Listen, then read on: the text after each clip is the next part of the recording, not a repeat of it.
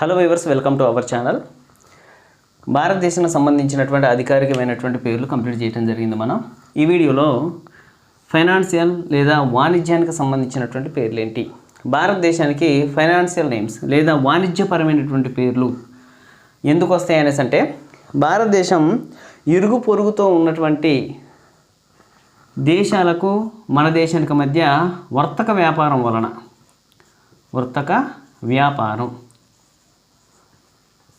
అంతర్జాతీయ వర్తక వ్యాపారం వలన వాణిజ్యపరమైనటువంటి పేర్లు ఇవ్వబడ్డాయి. అయితే దీన్నే ఇంటర్నేషనల్ ట్రేడింగ్ అనేసి అంటాం. భారతదేశానికి వర్తక వ్యాపారం చుట్టుపక్కల ఇరుగు పొరుగుతో ఉన్నటువంటి దేశాలు, నేబర్ కంట్రీస్ అనేసి అంటాం కదా, ఆ కంట్రీస్ తోటి మనం చేసినటువంటి ఆ యొక్క వ్యాపారం వలన ఇరుగు పొరుగు దేశాలలో మాట్లాడేటువంటి అదర్ లాంగ్వేజెస్, ఇతర భాషలలో భారతదేశాన్ని పిలవడాన్ని బట్టి ఆ పేర్లు మనకి ఇవ్వబడ్డాయి.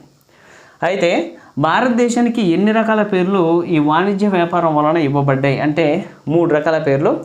ఇవి చాలా ఎక్కువ పుస్తకాలలో రాయబడలేదు, చాలా తక్కువ మందికి తెలిసినటువంటి విషయాలు. ఇవి చాలా సింపుల్. ఇందులో నుంచి క్వశ్చన్ వచ్చినా సరే మీరు అట్లా చూస్తే గుర్తుపెట్టి ఆన్సర్ చేయొచ్చు. కొంచెం జాగ్రత్తగా వినండి.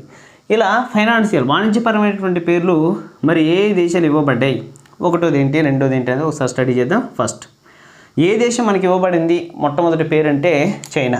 దీన్నే ఏమని పిలుస్తాం? తియాన్జు అనేసి అంటాం.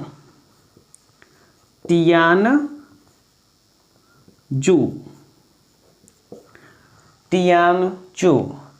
దీన్ని ఇలాగే కాకుండా తియాన్జు విడదీసి కూడా రాసుకోవచ్చు. తియాన్జు ఇలా ఎలా రాసినా ఒకటే. తియాన్జు ఇలా చైనీస్ అనేటువంటిది మనకి ఇచ్చినటువంటి పేరు. లాంగ్వేజ్లో చైనా దేశం. చైనీస్ లాంగ్వేజ్లో చైనా మనకు లభించిన పేరు ఏంటంటే తియాన్జు అనేటువంటి పేరు మనకి ఇవ్వబడింది. మరి చైనా తర్వాత ఇంకే దేశం మనకి పేరు ఇచ్చింది అంటే జపాన్. వీడేమనిచ్చాడు? టెన్జికు అనేటువంటి పేరు ఇవ్వబడింది. ఇది టెన్జికు అనేటువంటి పేరు. ఏ భాష పదం? జపనీస్. జపాన్ అనేటువంటి దేశం మనకి ఇచ్చినటువంటి పేరు ఏంటంటే టెన్జికు. ఇది తియాన్జు, ఇది టెన్జికు అనేటువంటి మనకి ఇవ్వబడినటువంటి పేర్లు. ఇందులో మూడో దాన్ని మనం తీసుకుంటే భారత్ అనేసి అంటాం. భారత్ ఇది ఏ భాషలో మనకి ఇవ్వబడిందంటే మాలే అనేటువంటి లాంగ్వేజ్ మలేషియా వల్ల ఇవ్వబడింది. మలేషియా. అయితే ఇది మలేషియా అనే భాషా పదంలో మనకి మాలే అనే భాషా పదంలో భారత్ అనేది మనం తీసుకున్నాం. ఇదే భారత్ అనేది సంస్కృతంలో కూడా ఉంది. భారత్ అనేటువంటిది సంస్కృతంలో ఉంటుంది, మలేషియాలో ఉంటుంది, హిందీలో కూడా భారత్ అనేది మనం యూజ్ చేస్తాం. 3 లాంగ్వేజెస్లో ఉంటాయి. అయితే ఈ 3 లాంగ్వేజెస్కి మూలం మాత్రం ఒక్కలే భరతుడు. గుర్తుపెట్టుకోవాలి. భారత్ అనేటువంటి పదం మాలే లాంగ్వేజ్లో ఉన్నా, హిందీలో ఉన్నా, సంస్కృతిలో ఉన్నా సరే ఖచ్చితంగా ఎవరు కారణం అంటే భరతుడు వల్ల వచ్చినటువంటిది ఈ పేరు. అందుకే మనం మాలే అనేటువంటి లాంగ్వేజ్లో దీన్ని తీసుకున్న లాంగ్వేజెస్ మనకి చాలా ఇంపార్టెంట్. ఇక్కడ మనకి చైనీస్ అనేసి అంటాం. ప్రపంచంలో ఇప్పటికి ఎక్కువగా యూజ్ చేస్తున్నటువంటి భాష ఏంటంటే చైనీస్. రెండోది స్పానిష్, అత్యంత ఎక్కువగా యూజ్ చేసేటువంటి భాష. ఇది జపనీస్ అనేసి అంటాం. దీన్ని మలేషియనీస్ అని పిలవకండి, ఇది మాలే అనేటువంటి భాష. అలా 3 లాంగ్వేజెస్ ఉంటాయి మనకి.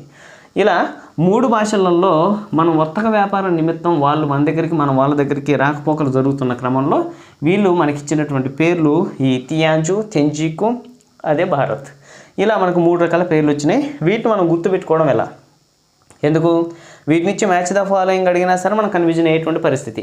మనం ఎక్కువ కన్ఫ్యూజన్ అయ్యేది ఈ 2 పదాలే.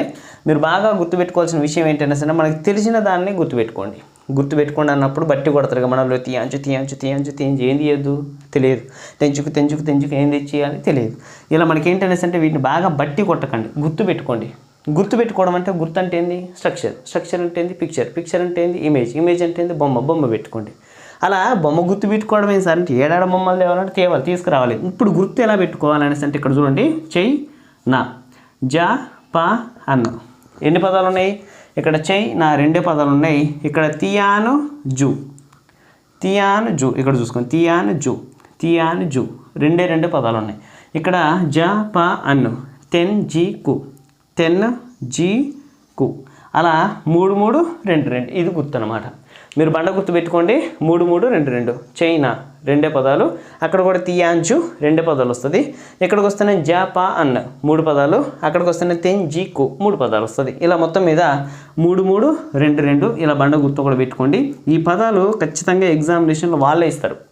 మనం బట్టి కట్టి మనం బాగా ఏదో గుర్తు పెట్టుకోవాల్సిన ప్రయత్నం చేయాల్సిన పని కూడా లేదు, వాళ్ళే ఇస్తారు. గుర్తు పెడితే చాలు. మనం గుర్తుపట్టాలంటే గుర్తుండాలంటే లాజిక్ ఉండాలి. ఆ లాజిక్ ఇలా గుర్తుపెట్టుకోండి. ఇవి సింపుల్. ఇక వీటిలో ఉన్నటువంటి అర్థాలు ఏంటి, ఎలా ఉపయోగించారు ఏంటి అనేది మనం ఒకసారి స్టడీ చేద్దాం.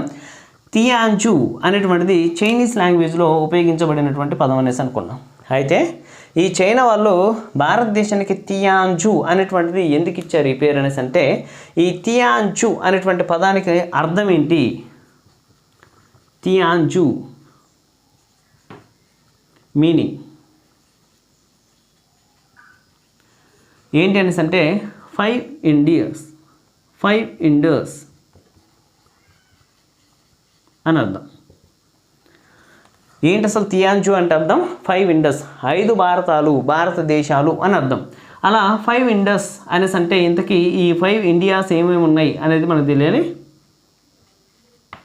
ఈ 5 ఇండియాస్ ఏంటి, వాళ్ళకి తెలిసినటువంటి చైనీయులకు తెలిసినటువంటి వాటిని వాళ్ళు ఏం ఉపయోగించారనేసి అంటే ఒకటే గుర్తుపెట్టుకోవాలి. మన దగ్గర ఉన్నటువంటిది ఉత్తరం, దక్షిణం, తూర్పు, పశ్చిమం, ఇక అన్నిటికీ మధ్య ఇక్కడ భారతదేశం పెట్టండి. ఉత్తర భారతదేశం, దక్షిణ భారతదేశం, తూర్పు భారతదేశం, పశ్చిమ భారతదేశం, మధ్య భారతదేశం, ఇలా మొత్తం మీద ఎన్ని భారతదేశాలు వాళ్ళకి తెలుసు అంటే 5 భారతదేశాలు తెలియడాన్ని బట్టి 5 ఇండియాస్ అని పిలవడం జరిగింది. దాన్ని చైనీస్ లాంగ్వేజ్లో తియాంజు అనేసి అనడం జరిగింది. ఈ యొక్క తియాంజు అనేటువంటి పదం ఇది old Chinese language, old Chinese. మరి ఓల్డ్ చైనీస్లో మనం తియాంజు అనేసి అన్నారు. దీంట్లో ఇదొక్కటే కాదు అర్థం, దీంతోపాటు ఇంకో సెకండ్ ఇన్నర్ మీనింగ్ కూడా కనిపిస్తుంది. ఏంటి, తియాంజు అనేటువంటి పదాన్ని వీళ్ళు ఇంకా దేనికి ఉపయోగించేవాళ్ళు అనేసి అంటే, వీళ్ళు చైనాలో ఉన్నటువంటి కాథలిక్ సంబంధించినటువంటి మత గురువుని లేదా వాళ్ళ దేవుణ్ణి గుర్తించడంలో ఈ పదాన్ని ఉపయోగించేవాళ్ళు. ఏంటదంటే చైనీస్ క్యాథలిక్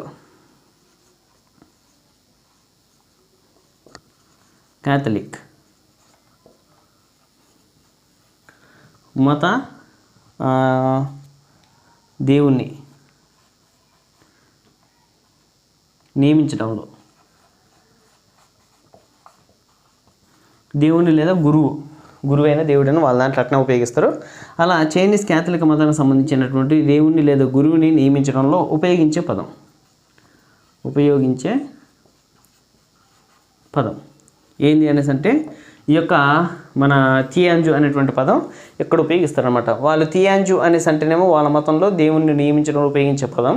అదే జనరల్లో ఉపయోగించే వాళ్ళైతే 5 ఇండియాస్ అని ఉపయోగించుకునేవాళ్ళు. అయితే ఇంతకీ ఈ తియాంజు అనే పదం ఈ యొక్క క్యాథలిక్ మతానికి సంబంధించి వీళ్ళు దేవుణ్ణి లేదా గురువుని నియమించడం ఉపయోగిస్తే వీళ్ళకి ఇన్నర్ మీనింగ్ ఏంటి, ఇక్కడ వీళ్ళ మీనింగ్ అంటేనే 5 ఇండియాస్, మరి దీనికి వీళ్ళ మీనింగ్ ఏంటి, తియాంజు అంటే ఇక్కడ మీనింగ్ ఏంటి అనేసి అంటే, ఇక్కడ హెవెన్లీ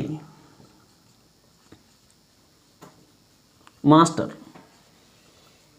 అనేసి అర్థం, లేదా మనకి లార్డ్ ఆఫ్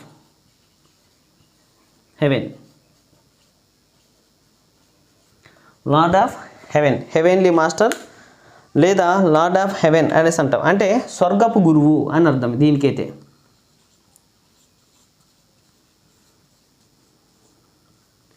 ఆ పదానికి అర్థం స్వర్గపు గురువు. ఇదే మన లార్డ్ ఆఫ్ హెవెన్ అనేసి అంటే స్వర్గం యొక్క ప్రభువు. స్వర్గం యొక్క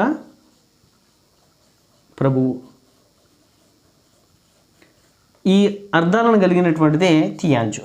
ఏంటి? Heavenly master, lord of haven.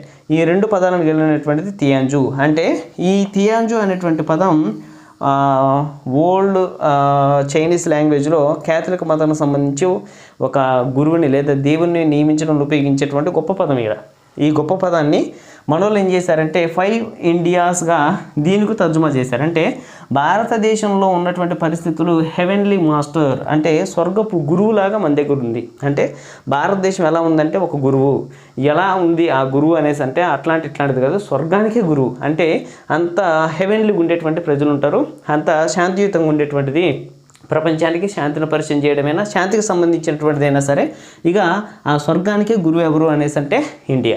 అలా తియాంజు అనే పదాన్ని ఉపయోగించారు. అదే మనకి లార్డ్ ఆఫ్ హెవెన్ అంటే ఏంది? స్వర్గం యొక్క ప్రభు అయినా సరే గురువు అయినా సరే రెండు ఒకటే. ఇలా మనకి ఏంటంటే 2 మీనింగ్స్ కలిగినటువంటి పదాన్ని తీసుకొచ్చి మన భారతదేశానికి ఇవ్వడంలో ఉపయోగించినటువంటిది చైనీస్ లాంగ్వేజ్లో. గుర్తుపెట్టుకోవాలి. ఇంత గొప్ప పదాన్ని తీసుకొచ్చి భారతదేశానికి ఇచ్చారు అనేసి అంటే భారతదేశం పేరు పెట్టడంలో కీలక పాత్ర పోషించింది ఏంటి అనేసి అంటే భారతదేశంలో హెవెన్ అంటే స్వర్గము. సాధారణంగా స్వర్గాన్ని దేనితో పోలుస్తాం అంటే సంతోషం, ఆనందం ఎక్కడ ఉంటాయంటే మన శాంతి ఉన్నప్పుడు. అది ఎప్పుడు ఉంటుందంటే కలిసిమెలిసి ఉన్నప్పుడు. ఇలా భారతదేశంలో కలిసిమెలిసి ఉండడంలో మనకంటే ఎవరు లేరు కాబట్టి మనం ఆ యొక్క శాంతియుతాన్ని ప్రపంచానికి పరిచయం చేసినటువంటి వాళ్ళం. మీకు తెలియనటువంటి విషయం కాదు. గాంధీ గారిని ఇటు అని చెప్పింది. ఎవరిని కొట్టమంటారా? అది ప్రపంచానికి మనం పరిచయం చేసాం. అలా శాంతియుతమైనటువంటి దేశం మంది కాబట్టి ఈ యొక్క పేరు అనేది మనకి ఇవ్వడంలో వాళ్ళు ఎటువంటి జాప్యం చేయకోకుండా మనకి ఇవ్వడానికి ఇష్టపడ్డారు. ఇది ఈ యొక్క ఇన్నర్ మీనింగ్ కలిగినటువంటి రెండు. ఈ పార్ట్ అనేది దేనికి సంబంధించిందంటే తియాంజు. అయితే జపాన్ అండ్ చైనా ఈ రెండు కూడా పక్కపక్కన ఉన్నటువంటి దేశాలే. ఈ లాంగ్వేజెస్ కూడా కొన్ని చాలా దగ్గరగా ఉంటాయి. ఇందులో ఇప్పుడు జపానుడు మనకి ఇచ్చినటువంటి పేరు ఏంటంటే తెంజికు. అసలు వాస్తవానికి తెంజుకు అనేటువంటి వర్డ్ ఎక్కడి నుంచి ఉద్భవించింది అనేసి అంటే ఈ జపనీస్ పదమైనటువంటి తెంజుకు చైనీస్ పదమైనటువంటి తియాంజు నుంచి తీసుకున్న పదం. అంటే ఇప్పుడు తెంజికు అనేటువంటి పదానికి మూల పదం ఏంటి అంటే తియాంజు అనే ఏ భాష పదం? చైనీస్ భాషా పదం నుంచి ఏ పదం తీసుకుంది జపాన్ అంటే జపనీస్ పదమైన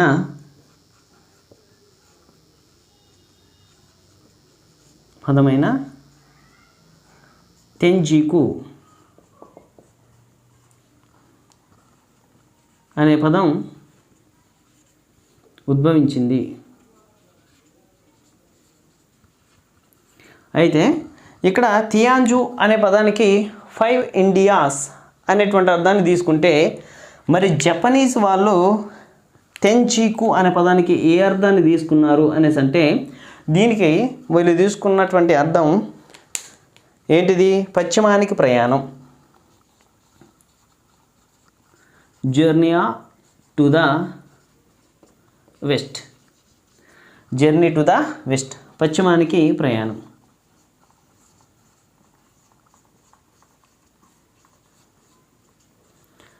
ఇలా పశ్చిమానికి ప్రయాణం లేదా జర్నీ టు ద వెస్ట్ అంటే ఈ యొక్క వీళ్ళు ఎలా ఉన్నారు అనేసి అంటే పశ్చిమానికి ప్రయాణం చేయాలి అనేటువంటి మీనింగ్ని తీసుకుంటూ జర్నీ టు ద వెస్ట్ అనేటువంటిది తియాంజు అనేటువంటి ఇన్నర్ మీనింగ్. అయితే తియాంజు అనేటువంటి తెంజుకు అనే పదం వచ్చింది. తియాంజు నుంచి తెంజుకు వచ్చింది కాబట్టి తియాంజు అంటే heavenly master, lord of haven అనేటువంటి 2 మీనింగ్స్ దీనికి కూడా వీళ్ళు యాడ్ చేసుకోవడం జరిగింది. ఎందుకు? ఈ పదం నుంచి ఈ పదాన్ని తీసుకున్నారు కాబట్టి ఈ పదానికి జర్నీ టు ద వెస్ట్ లాగానే వీళ్ళు ఏం చేశారు అనేసి అంటే హెవెన్లీ మాస్టర్. రెండోది ఏంటి? Lord of haven. ఇలా ఈ 2 మీనింగ్స్ని కూడా ఎవరు తీసుకున్నారు అనేసి అంటే మన దగ్గర ఉన్నటువంటి జపనీస్. ఇలా జపనీస్ లాంగ్వేజ్లో తెంజికు అనేది మూల భాష పదం ఏంటి? తియాంజు అనే చైనీస్ పదం నుంచి ఉద్భవించింది. తెంజికు అనేటువంటి జపనీస్ పదానికి అర్థం ఏంటంటే జర్నీ టు ద వెస్ట్ అనేటువంటి పశ్చిమానికి ప్రయాణం అనే పదాన్ని తీసుకోవడం జరిగింది. దీనికి ఇంకా ఉన్న మీనింగ్ ఏంటంటే heavenly master, lord of haven అనేటువంటి ఇంకో మీనింగ్ కూడా తీసుకోవడం జరిగింది. ఇది దేనికి సంబంధించింది అనేసి అంటే తెంచీకు అనేటువంటిది జపనీస్ నుంచి వచ్చినటువంటి పదం. ఇది దానికి సంబంధించినటువంటి విషయాలు. ఇక నెక్స్ట్ భారత్ అనేసి అంటాం. ఇది మలేషియా అనేటువంటిది మాలే అనేటువంటి లాంగ్వేజ్ పదమైనటువంటి భారత్ అనేది మనం తీసుకున్నాం అనేసి అనుకున్నాం. వాస్తవానికి ఈ భారత్ అనేటువంటిది 3 లాంగ్వేజ్లలో మనం మాట్లాడుకున్నాం కదా. ఫస్ట్ నుంచి ఒక్కో దాన్ని మనం స్టడీ చేద్దాం. దీంట్లో ఇది తీసేద్దాం ఒకసారి. ఇప్పుడు ఇవన్నీ కూడా ఇక్కడైతే 5 ఇండియాస్ అన్నాడు, వీడేమో జర్నీ టు ద వెస్ట్ అన్నాడు. ఏమీ లేదు ఇక్కడ. 5 ఇండియాస్ అంటే వీడు జర్నీ టు ద వెస్ట్ అన్నాడు. అసలు జర్నీ టు ద వెస్ట్ అని ఎందుకు అన్నాడు అనేది ఇప్పుడు మనం దీంట్లో స్టడీ చేసేటప్పుడు దీన్ని మళ్ళీ ఒకసారి స్టడీ చేస్తాం మనం. ఇలా దీనికి ఒకటైతే ఈ 2 మాత్రం మళ్ళీ ఒకటే, ఈ 2 మళ్ళీ ఒకటే. ఇక్కడ మీరు కన్ఫ్యూజన్ అవ్వడానికి ఏం లేదు. దీనికి సింగిల్ మీనింగ్ ఒకటి ఉంది, ఈ రెండింటికి కలిపి ఒక మీనింగ్ ఉంటుంది. దీనికి వేరే ఉంటుంది. అంత పెద్ద ఏముండదు. 5 ఇండియాస్, ఇక్కడ జర్నీ టు ద వెస్ట్. ఇక ఇది మాత్రం కామన్గా ఉంటుంది కాబట్టి చూసుకోండి. ఇది దానికి సంబంధించింది. ఇక నెక్స్ట్ దీంట్లో మిగిలిపోయినటువంటి 3 పేర్లు కూడా మనం స్టడీ చేద్దాం ఒకసారి.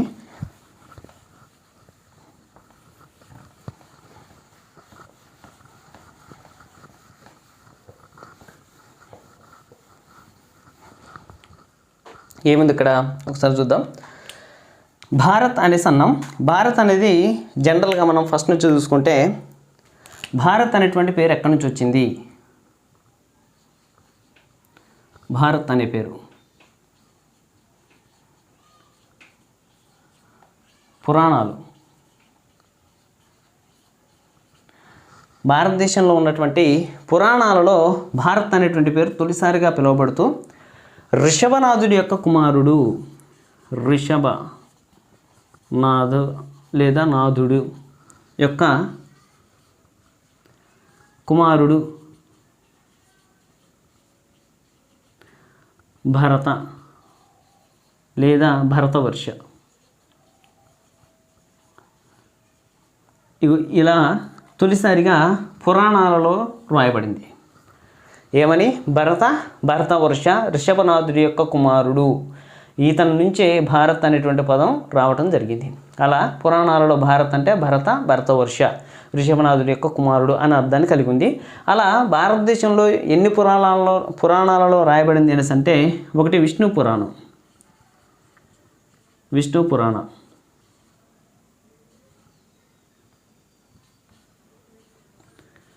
తర్వాత వాయు పురాణం,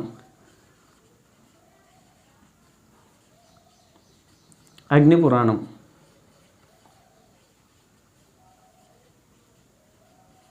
లింగ పురాణం, బ్రహ్మాండ పురాణం,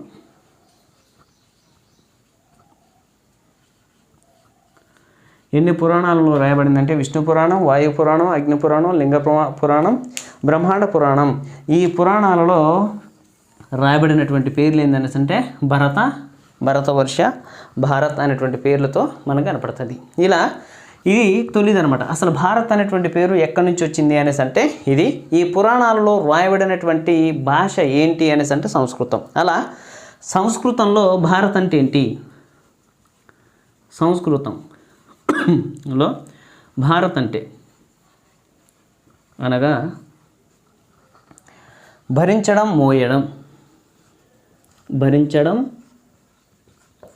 మోయడం అనేసి అంటాం. అయితే ఈ సంస్కృత పదమైన భారత్ అనేటువంటిది ఏదైతే ఉందో దీన్ని ఆంగ్లంలోకి తీసుకున్నారు. ఆంగ్లంలో ఇంగ్లీష్ దీన్ని భా అని పిలిచారు, భార్. ఇలా భారత్లో భార్ అనేటువంటి పదాన్ని ఆంగ్లంలో తీసుకున్నారు. ఈ ఆంగ్లంలో తీసుకున్నటువంటి పదానికి లేదా లాటిన్లో ఫెరో అనేసి అంటాం.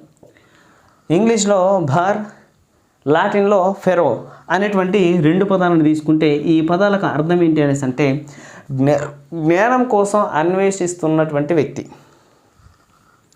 జ్ఞానం కోసం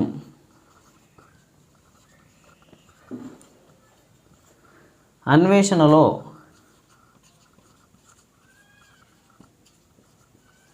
నిమగ్నమైన వ్యక్తి, జ్ఞానం కోసం అన్వేషణలో నిమగ్నమైనటువంటి వ్యక్తి, భరించడం, మోయడం. ఈ సంస్కృతంలో భారత్ అంటే ఇది అగ్నిరూపమైనటువంటి పదంగా చెప్పుకుంటాం. అది భరించడం, మోయడం అనేసి అంటాం. ఇంగ్లీష్లో భర్ అని, లాటిన్లో ఫెరో అని తీసుకుంటే జ్ఞానం కోసం అన్వేషణలో నిమగ్నమైనటువంటి వ్యక్తిగా ఇక్కడ ఈ రెండు లాంగ్వేజ్లలో మనం తీసుకోవడం జరిగింది. అది భర్, రెండోది ఫెరో. అయితే ఈ భాషా పదాల నుంచి అదే సంస్కృత పరమైన భారత్ అనేది తీసుకున్నప్పుడు ఈ పురాణాలలో రాయబడి భరతుడి యొక్క గొప్పతనం గురించి వర్తక వ్యాపారం చేయుచున్నటువంటి ఎవరు వాళ్ళు అనేసి అంటే మలేషియన్స్. భరతుడి గురించి తెలుసుకొని వాళ్ళు మాలే లాంగ్వేజ్లో కూడా భారత్ అనే పదాన్ని వాళ్ళు కూడా వాడుకుంటారు. ఎందుకనేసి అంటే భరతుడికి ఉన్నటువంటి ఆ రోజు పేరు ప్రఖ్యాతులు, అతనికి ఉన్నటువంటి మంచితనం, ఆ పేర్ల వల్ల భారత్ అనేటువంటి పేరుని వాళ్ళ లాంగ్వేజ్లో డైరెక్ట్గా తీసుకుంటారు. అలా మాలే లాంగ్వేజ్లో భారత్ అంటే ఇన్నర్ మీనింగ్ ఏంటి, మరి ఇక్కడ భారత్ అనే పదానికి అర్థం ఏంటి? ఇది భారత్. మరి భారత్ అనేటువంటి మాలే లాంగ్వేజ్కి అర్థం ఏంటి అనేసి అంటే వీళ్ళు వెస్టర్న్ పార్ట్ నాలెడ్జ్ అనేటువంటి మీనింగ్ తీసుకున్నారు. వీళ్ళు western part knowledge.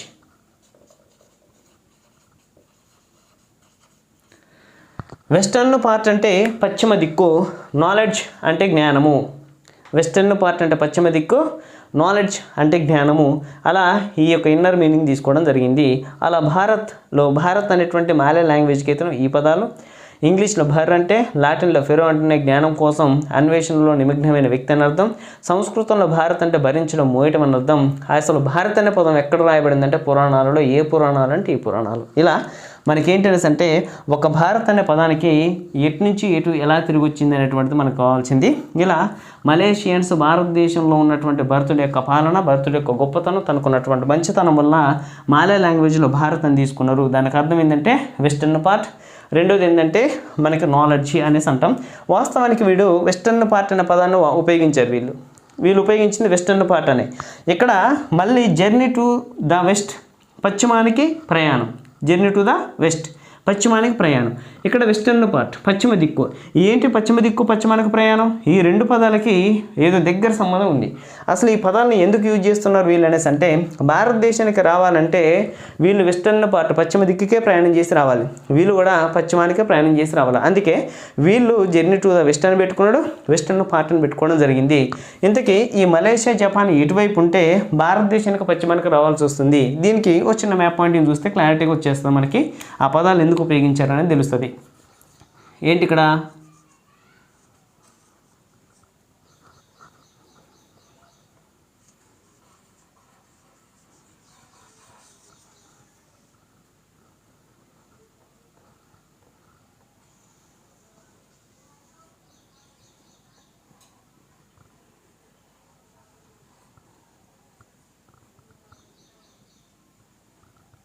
Indian continent,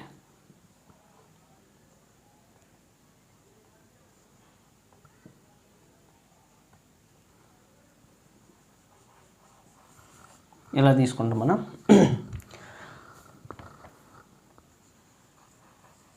ఇది ఇలా మనం తీసుకుంటే ఇక్కడ మనకు కనిపించేటువంటి ఐలాండ్స్ గ్రూప్, దీన్ని మనం ఏమంటామంటే ఇది జపాన్. అయితే ఇక్కడ మనకు కనిపించేది ఎవరు? Myanmar, Thailand, Malaysia, Singapore.